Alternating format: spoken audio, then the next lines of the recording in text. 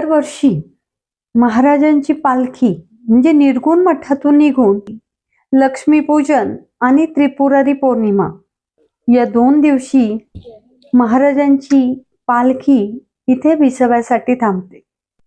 महाराजांची यायची आणि जायची वेळ, महाराजांची दररोजची सकाळची वेळ 10 ही असायची.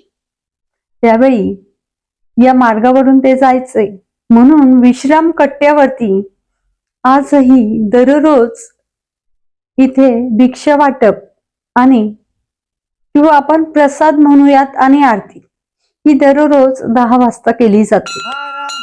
तुम्हाला जर ही माहिती आवडली असेल तर कमेंट बॉक्समध्ये तुम्ही श्री गुरुदत्त असं म्हणून लिहा.